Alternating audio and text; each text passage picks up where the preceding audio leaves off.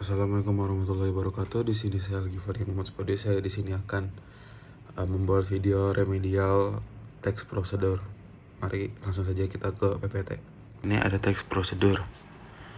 Pengertian teks prosedur adalah teks yang berisi langkah-langkah atau tahapan dalam melakukan sesuatu.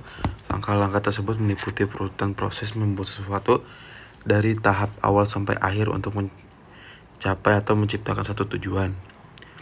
Tujuan teks prosedur memberikan panduan rinci tentang cara melakukan suatu pekerjaan dengan material dalam metode yang detail. Jenis-jenis teks prosedur. Yang pertama ada teks prosedur sederhana. Teks prosedur sederhana hanya berisi 2 atau 3 langkah saja. Contohnya prosedur untuk mengoperasikan televisi. Jenis-jenis teks prosedur yang kedua adalah teks prosedur kompleks. Teks prosedur kompleks terdiri dari atas banyak langkah dan jenjang untuk tiap tahapannya. Contoh teks prosedur kompleks adalah cara mengisi formulir pendaftaran sekolah. Yang ketiga ada jenis-jenis teks prosedur.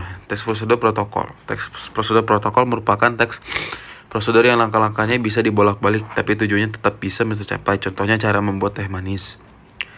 Ciri-cirinya menggunakan kalimat perintah, menggunakan kata kerja aktif, terdapat panduan yang harus dilakukan, menggunakan kata hubung, terdapat aturan dalam hal bahan atau kegiatan, menggunakan kata keterangan untuk menyatakan rincian waktu, tempat, dan cara.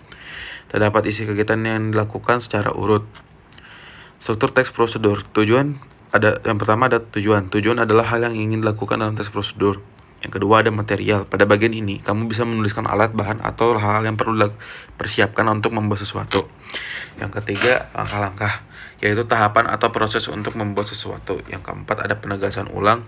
Simpulan atau manfaat jika pembaca berhasil mengikuti petunjuk yang terdapat di dalam teks prosedur.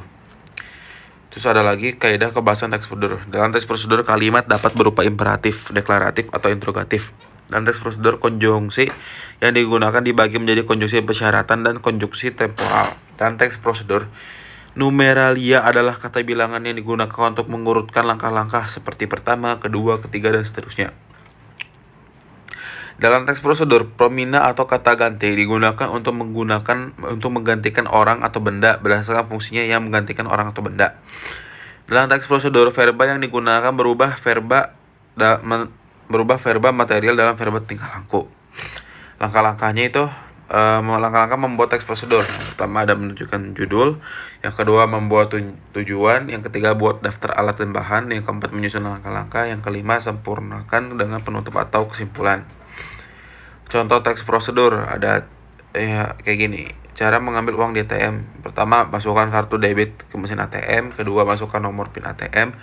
Ketiga, pilih bahasa yang akan digunakan. 4, pilih menu tarik tunai. 5, pilih nominal yang tersedia di layar. 6, pilih cetak struk jika ingin cetaknya.